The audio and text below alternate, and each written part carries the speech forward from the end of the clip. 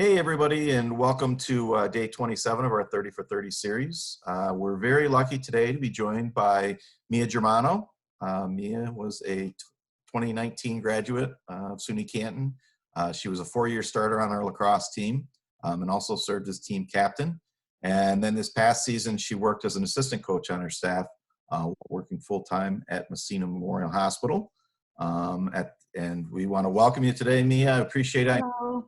A shift and agreed to put in a little bit of time for a Q&A with us before she goes to bed and gets up and puts in another shift. So thank you for being here today. Appreciate it. Thanks for having me. Absolutely. So I got a couple questions here. I guess number one, can you kind of just let us know what's going on right now in hospital life? You know, when you're going in, what are you seeing there at the hospital? Our hospital's been a little slower than normal because people are staying away, which is good. Stay home. But we have had a lot of cases come in, and a lot of times we ship them to Canton Potsdam because they have a whole unit there. But we are prepared every day for whatever could happen next. We're going day by day just like everyone else because we never know what's going to happen. Yeah, well, we certainly appreciate you being out there. It's an interesting time for your first year nursing, for sure. Yes, it is. Like anybody probably else, no other nurses have faced anything quite like this in terms of their first go at it. You're not that far removed from, your academic career at SUNY Canton. What kind of things did the program do well to help you prepare for this career, as a graduate of our nursing program? Each year I would have clinicals in person, which helped a lot because I was able to have patient interaction and I was able to see hands-on and perform the skills I learned in school, which was very nice, which I liked. And then the academics, you could only learn so much, but a lot of that helped me to trying to remember everything in 2 years and put it into my everyday working. Yeah, for sure. Like you say, it's a lot of stuff to try to fit in 2 years and Yeah. cover it all. Anything, that's now that you started working that they didn't teach you in school, maybe not academically, but things out in the field that you've come across where you're like, wow, that's not, and maybe it's something they couldn't have taught you in school, but when you got out into the working force. They definitely couldn't teach me that. Every day is not going to be the same, and that you never know what you're going to get.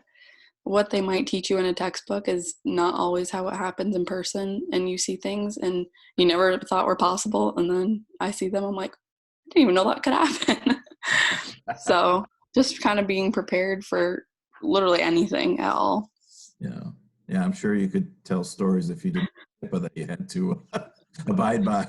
We got some good ones. Someday you'll have to write a book, maybe. So I will.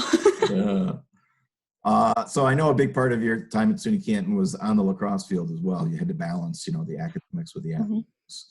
Are there things that you learned as being a part of our program, either on the player side or on the coaching side, that have served you well in your career thus far as well? I think one of the biggest things was communication.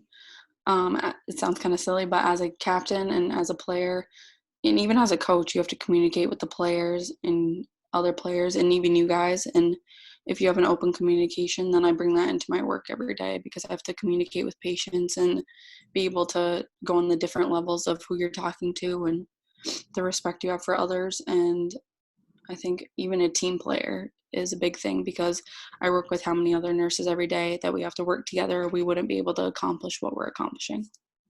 Oh, that's great.